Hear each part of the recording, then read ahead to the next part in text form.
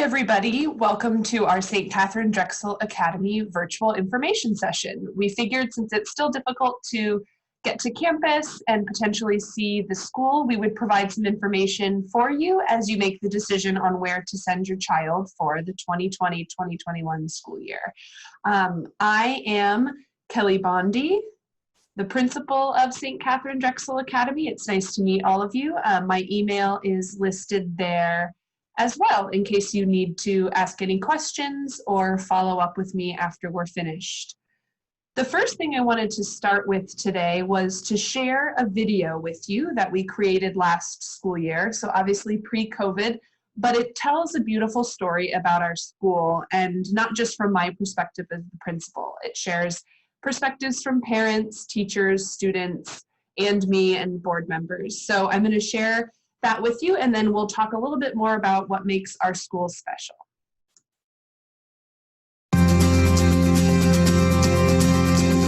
What I like the most about St. Catherine Drexel Academy is that they want to make learning fun. All my kids never have ever in the entirety of their school career here has said, oh, I don't want to go to school. School's boring. They've always been excited and energetic about coming to school. Learning has been fun here. St. Catherine Drexel Academy is the formation of a new school, a combination of two schools with a long legacy, long history. We've tried to take the best of those legacies and move into truly 21st century technology, 21st century teaching methods to address the educational needs and the spiritual needs of the families here in these three parish neighborhoods, actually. To me, I feel safer here than to other schools, and I feel like there's a lot of support here. Part of our choice to come to St. Catherine Drexel Academy was for the small classes. And we knew for our son at the time that he would need that personal attention. We know that they have a pulse on what our children are doing every day. They're actual kids that mean something to the teachers, and every teacher knows what the student needs.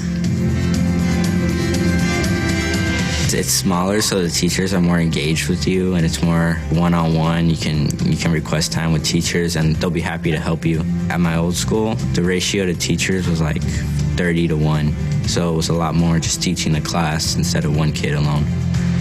This place is unique in this neighborhood because of the faith-based education, and that is what's going to make a difference in our world. What's unique about Drexel Academy is the style of learning. It's not your typical sit in rows, the teacher's in the front of the classroom, the kids are dozing off. It's working in groups, it's working in partners. My favorite part about it is to see the kids get together and really take ownership of their learning. We hope that we're known for innovation in this area. Catholic schools, I think, for a long time relied purely on tradition, which we still honor and respect, but we're also trying to meet the kids' 21st century needs. And so we have the unique capability of being a traditional private Catholic school that is innovative with its curriculum. We have the personalization of the learning, we have the technology, but we also have those spiritual traditions that we honor. I like that the leadership, the teachers, and the parents genuinely care about every student on this campus. To me, that is incredibly important. My hopes for the students are that they are growing in their love of God and learning to be forward thinkers and growing in their own learning. You'll feel welcome when you come here. Everybody here is a community, because everybody's friends from other classes, like we're all just one big family. I can say that at Drexel Academy, each and every one of these children has a special place. They're loved and cared for every day. Regardless of your background and where you live or where you come from, we want everyone when they step onto campus to feel at home. Right. So we know there are a lot of considerations for next school year and a lot of questions that everybody still has, parents, teachers, administrators. And one thing that, again, kind of soothes me is knowing we are all in this together, and we're going to learn from each other and learn what is safest and what is best. And so while I don't always have all the answers yet, we are working very hard this summer, receiving state and county guidelines to ensure the health and safety of everyone on campus.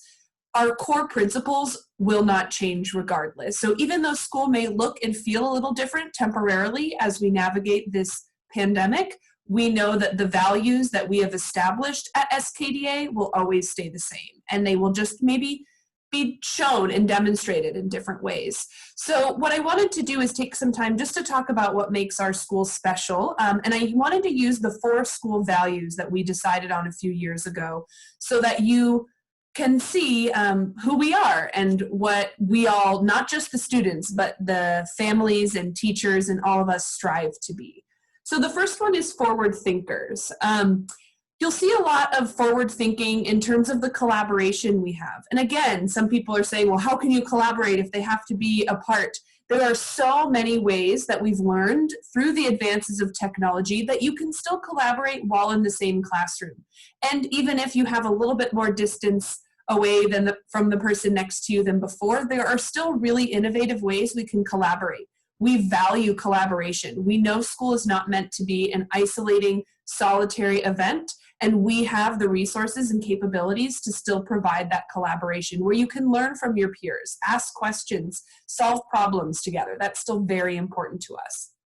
Also, we have adaptive technology. So when you're thinking of technology, a lot of us just think of having the actual hardware and devices. And we do, during our distance learning, we used Google Classroom, we had Google Meets where they had asynchronous and synchronous learning. What I mean by adaptive is a little bit different. Adaptive technology is the instrumental utilization of technology where you will receive personalized questions, instructions, assessments right at your level, and the data goes automatically to the teacher. So for instance, if you're talking about 5th grade math, we know that not every student is at the same learning ability in 5th grade math. So if they were to take an assessment on one of our adaptive technology softwares, it would kind of place them into and list, here are standards that they are strong in. Here are standards they still need help with. And then every time that student logs in during the time for technology, they are receiving help and support and questions and resources targeted at those skills that they are lacking. So you might have one student who is extremely advanced at decimals, but really struggles with order of operations. So they're not going to have that repeated material that they already have mastered. During the tech time, they will have the targeted material at what they are struggling with. So it's very individualized and personalized, and it removes the lag time of the data. Usually teachers, when we have to grade, it takes a while. You want to give meaningful feedback. You are teaching all day. You have to go home to your family. So when are you going to do the grading? The adaptive technology does it very quickly and automatically. So the second a kid takes an assessment, that data goes to the teacher. And what the teacher can do with that data is then inform his or her instruction in the classroom, whether that is in small groups, individual, or whole class. If everyone in 5th grade math is struggling with the same standard, that's an automatic signal to that teacher, hey, we've got to go over this one more time because not everybody has it. So it's a really innovative way and efficient way to utilize your time and personalize education. We also value goal setting. We want the students to take ownership over their learning. Any adult can tell you, if someone tells me a goal that I should set for myself, I'm not as motivated to complete it. When I set a goal for myself and benchmarks for me to get there, I am much more motivated. So what we do is provide a framework for students around goal setting so that they feel confident and manageable. And what happens if you don't meet that goal? That's okay. We adjust, we pivot, we find other ways, other measures, or we're just honest and say we fell short, here's how we can improve. But we really try to promote that growth mindset and forward thinking about our goals and how we can achieve them. This is done through our individual classes, our homeroom. We have a 45-minute-a-week class called Leadership Academy. We do some work with our USD counselors, which I'll share more about. So this goal setting is infiltrated in all of our curriculum. And last but not least, we are, as you could see in the first slide, a next generation Catholic Leadership Academy, which means we have adopted some of the next gen principles of the next generation science standards. We do a lot of engineering and hands-on activities. So we want to provide that rich cultural, spiritual formation at our school, while also providing the students with 21st century skills in those STEM areas, because we know that's the future and what they need for success. Our next category is resilient learners, and this is probably my favorite as a former educator and now administrator. We implement at SKDA a blended learning model, and we are in program professional development through Loyola Marymount University's Ideal Institute to progress towards certification in this area, and we do intensive professional development around this.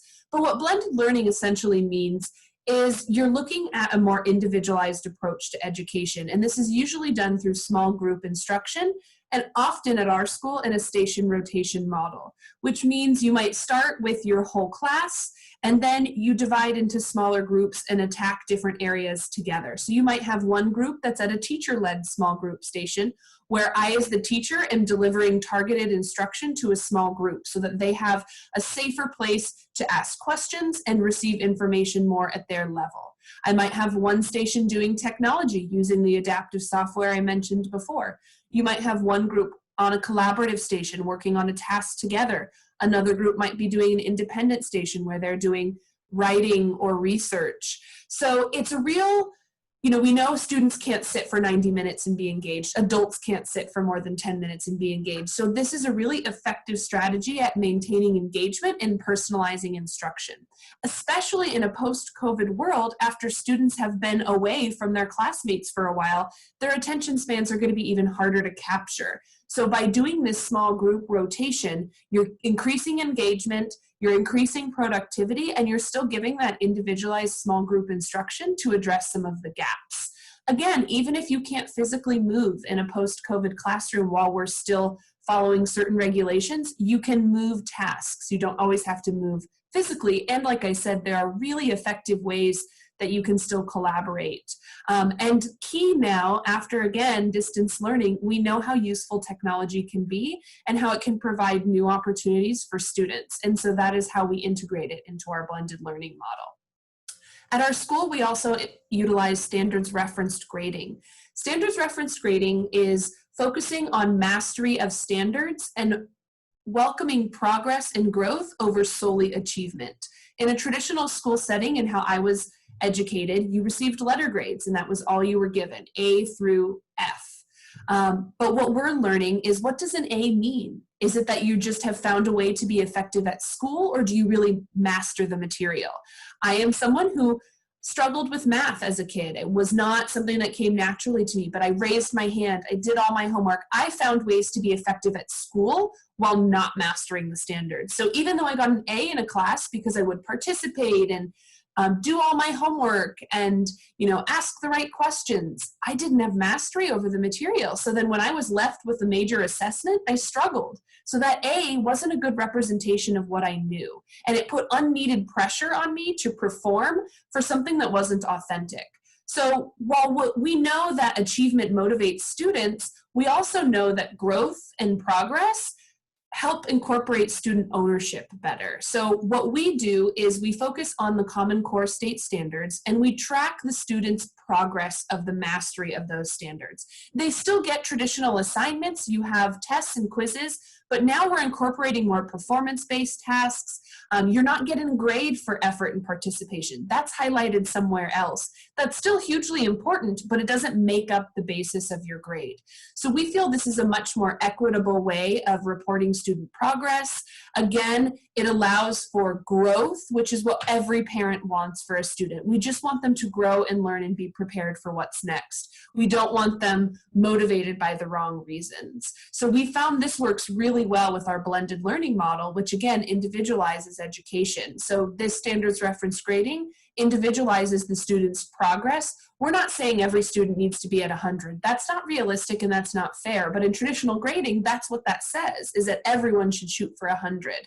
That's not what we're saying. We're saying every student needs to try and work as hard as they possibly can, and we want them to all shoot for mastery, but that might take longer for one student rather than another, and we're not going to punish that student for needing more time.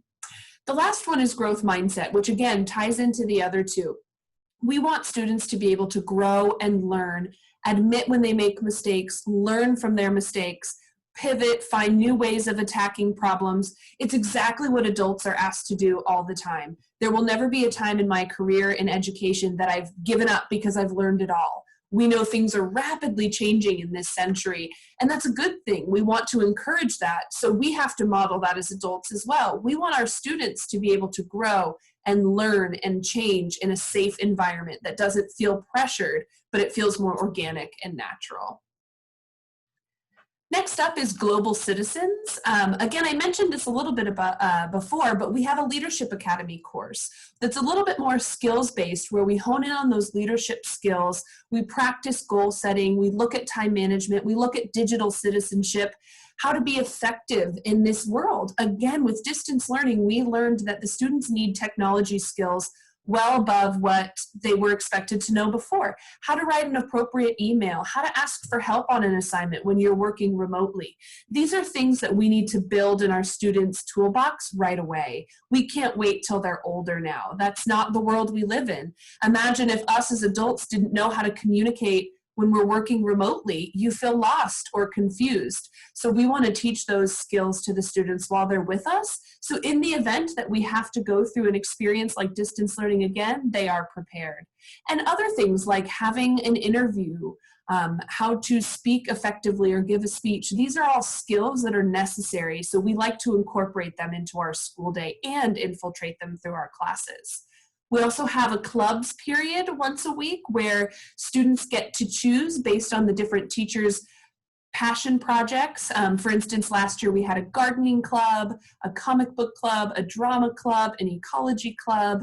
We had a study hall club, a craft club, a knitting club. We rotate each trimester, and the teachers get to pick an area where they feel passionately and they want to share their learning with the students, and the students get to rank and experience something once a week that might be different than what they've ever done before, but it really exposes them to other talents and treasures that they might have.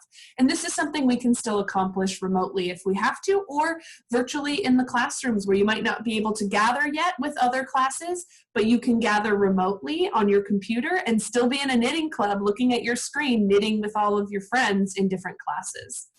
We also really pride ourselves on being attuned to social emotional learning. This will be hugely important in after distance learning and coming back to school. We work with the USD School of Counseling. We have field work. We are a field work site for some of their counseling students, and we participate in the Ponton Path program, which helps first generation college students with help for the Catholic high schools. So we have a dedicated team that helps with the social emotional learning piece in terms of individual, small group, or whole class check-ins, but we also integrate it into all of our classes. We use a restorative justice approach to discipline, so we do not have punitive punishments. We have restorative circles where we discuss our problems, we set goals, and we check them to make sure we're working towards them. It still means there are consequences, but they are age appropriate and they are not blanket. They are individualized and circumstantial. But either way, teachers utilize homeroom time where they have circles with their whole class to kind of debrief. How are you feeling today? What is something you're looking forward to? So we try to build in that social emotional time throughout the school day very intentionally. We know that school is social, and that's one of the most important things that students miss during distance learning. So we are going to be adding more specific structures for that in place so that school can be a safe and happy place. And last but not least, we are servant leaders. We are a Catholic school, and our Catholic identity must come first, and that's what makes us the most special. We do offer specific religion classes, and the whole experience of being at a Catholic school should be a spiritual formation for all students. God is not only taught just in religion class, God is everywhere, and we want to incorporate that in not only our academic learning, but how we treat other people and how we expect to be treated. We also really want to put faith in action. Last year, each class was able to do a service learning opportunity that they got to choose, and we hope to continue that in the future, even though it might look a little different. But we do drives, we do fundraisers. We really want to put the students' faith in action. It's not enough to just say that. We need to show it through our actions, and so we give students different avenues in order to do that. We also celebrate Mass weekly. It's something we hope to continue even through distance or socially distanced measures. And we also have retreats. Once a month, a different grade level has a small retreat and service opportunity. So each year, each class has one retreat that they get to spend time reflecting on their relationship with God, their relationship with their faith, their relationship with their classmates in their school, and then get to put their service in action in the afternoon. So just some more general information for you about our school. Right now, our school day is an 8 a.m. to 3 p.m. school day. We do dismiss early on Wednesdays, which we intend to keep. We're still working on the schedule for next year. We do offer before and after school care provided by YMCA Character Builders. They are a fully licensed program. All of the payment and everything is done through them. So if you are interested in that, we can provide you with an application. And it's not just a babysitting service. It is a program that focuses on character skills and activities and does include homework help. We also currently offer extracurricular sports. We're still working through what that looks like next year with COVID, but we do participate in the South Bay and Central City Parochial League. Different sports opportunities vary upon age. Most of the younger grades have access to soccer, and as you get older, it increases to football, basketball, girls volleyball, and girls softball, as well as soccer.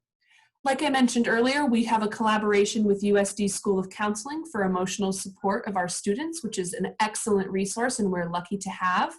And our tuition rates for the 2020-2021 school year are $6,150 per child, and there are multi-child discounts available if you have more than one child. I just want to break down what a typical day might look like if you are in lower school. So we divide our school into upper and lower school. Lower school is our grades TK through 4, upper school is 5 through 8. So if you were to walk into a lower school class, you would see a focus on growth versus achievement. You would see small class sizes. You might see student-led conferences, which we hold twice a year, where the students present their learning, strengths, and areas for growth to their parents and teacher, rather than just having the teacher talk directly at the parent when there's not a lot of ownership there. You'll see elements of inquiry, exploration, discovery, and engagement through the lessons. You'll see peer collaboration, which we mentioned earlier. You'll see a lot of learning through play. We know play is hugely important to child's development and their learning. You'll see mixed level groupings for small groups in a station rotation model, like I mentioned before. You might have them grouped heterogeneously or homogeneously, depending upon the lesson. You'll see the implementation of grade appropriate technology. You'll see self-contained classrooms for grades TK through 2, which means they're with one teacher for the most of the day and they do not move and have different teachers. But in grades 3 through 4, we shift where they have 2 teachers now, one for ELA and social studies and one for science and math. The purpose of this is to prepare them for upper school when they will be departmentalized, which I'll mention in a moment. But we don't want to just throw them to the wolves and say, you've only had 1 teacher, now you have 4. We want to prepare them slowly through a gradual release of responsibility. And lastly, you'll see faith integrated throughout all of the classes and a specific religion class. So now what would it look like in a typical day in grades 5 through 8? You'll see a balance of growth and mastery. You're going to see a little more focus on achievement in terms of those performance assessments, but you're still going to see a focus on progress. You'll still see small class sizes and student-led conferences. We do emphasize leadership skills, ownership, choice, and responsibility with the upper school students. We want them to have more access and ownership over their learning as they prepare for high school. You'll see peer collaboration still. You'll see more performance-based assessments, which is when the students demonstrate their learning in multiple ways. Again, you'll see mixed level groupings for small groups in a station rotation model, very similar. You'll see the implementation of grade appropriate technology. And the students have much more ability than the teachers sometimes, because the students are the ones that are growing up with this type of technology. So they really like to implement it in creative ways. But the biggest difference you'll see is the departmentalization of the teachers. They will have 1 teacher for ELA, 1 for math, 1 for science, and 1 for social studies and religion. So it's a little bit different. Even though we're still figuring out how movement will work next year, they still will have different teachers, which really prepares them for high school. And again, you'll also see faith integrated throughout all of the classes. Next steps, if you're interested in either learning more about our school, making an individual appointment, or requesting an application, here's what you can do.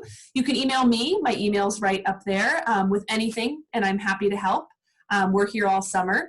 You can also visit our website. On the website, you will find the 2020-2021 school year application on there for you that you can download and fill out electronically. You can schedule a one-on-one Zoom session or a socially distanced tour with me during COVID-19. I'm happy to do either. And then contact us today if you're interested, and we can guide you towards the next steps. Again, we can do anything remotely or virtually that you'd like, or we are allowed to kind of handle things on an individual basis in person as long as it's socially distanced. But I appreciate you joining us for this virtual information session. I hope you learned a little bit more about our school. And please, again, if you have any other questions, don't hesitate to reach out, and we hope that you join the Crusader family today. Thank you.